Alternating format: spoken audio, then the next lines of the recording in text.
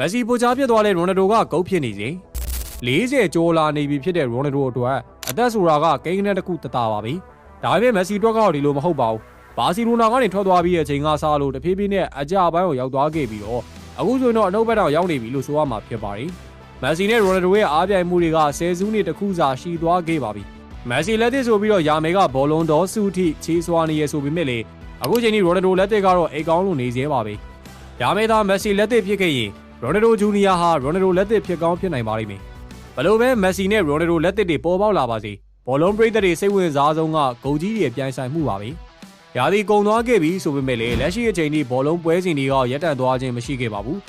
လက်ရှိမှာတော့မက်ဆီကကလပ်နဲ့အတူအဖွင့်ပွဲစဉ်တစ်ခုကိုကစားထားခဲ့တယ်လို့ရိုနယ်ဒိုကလည်းနိုင်ငံအသင်းနဲ့အတူတူစူပလာတစ်ခုကိုစုကူးထားနိုင်ခဲ့ပါသည်မနေ့ကပဲမက်ဆီကကလပ်ကမ္ဘာဖလားအဖွင့်ပွဲစဉ်မှာအေအာလီယိုဂိုးမရှိရလက်နဲ့တေးကြခဲ့ပါသည်ရက်ကွက်ခြေစွမ်းနဲ့ကစားရင်တော့မှအနိုင်ရရှိတဲ့အေအာလီယိုအခုလိုရှုံးလိုက်တာကဘက်ကန်းမျက်နှာကိုအိုးမဲတုတ်လိုက်တယ်လို့ပါပဲဒါအပြင်အင်နာမိုင်ယာမီကဘာမီယက်နဲ့ပေါ်တိုတို့လိုဘရာဇီးအကောင်ဆုံးပေါ်တူဂီအကောင်ဆုံးဆိုတဲ့အသင်းအနေနဲ့ကစားရအောင်မှာဖြစ်တာကြောင့်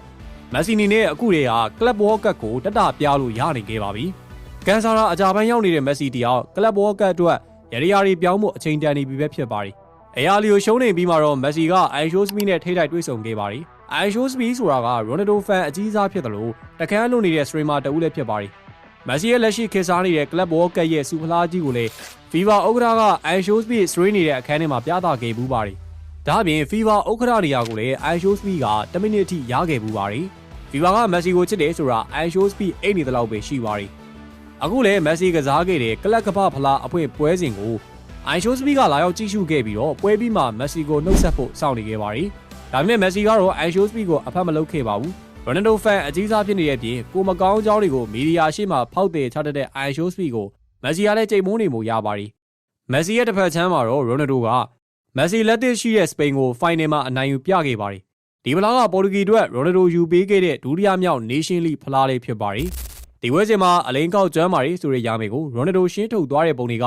အသက်40နဲ့အသက်18နှစ်ဆိုတာယုံနိုင်စရာမရှိပါဘူးဖိုင်နယ်ပွဲစဉ်မှာဂိုကြီးကဂိုးသွင်းနိုင်ခဲ့တဲ့ပြင်ဒီပွဲမတိုင်ခင်ဂျာမနီနဲ့ပွဲစဉ်မှာလည်းပွဲပိတ်အနိုင်ကိုသွင်းယူနိုင်ခဲ့ပါတယ်ဒီလိုပုံစံဒီလိုခြေစွမ်းမျိုးနဲ့သာဆိုရင်တော့လာမယ့်ကမ္ဘာဖလားကရိုနယ်ဒိုအတွက်ပဲဖြစ်ပါလိမ့်မယ်အခုလိုမျိုးရိုနယ်ဒိုကမက်ဆီအသက်ကိုအိတ်ကတ်ထဲကိုကောက်ထည့်နေချိန်မက်ဆီကတော့အိုင်ရှိုးစပီကိုကွေးမြင်ပါနေတာမျက်စောင်းတွေလှမ်းထိုးနိုင်ခဲ့ပါတယ်ဝိုင်းနေဖို့ကောင်းတာတစ်ခုကတော့ဆယ်စုနှစ်နှစ်ခုကြာကြီးစုခဲ့ရတဲ့ဂိုကြီးရဲ့အားပြိုင်မှုကမကြာတော့တဲ့ကာလတစ်ခုမှာတမိုင်းအနေနဲ့သာထင်ကျန်နေတော့မှာပဲဖြစ်ပါတယ်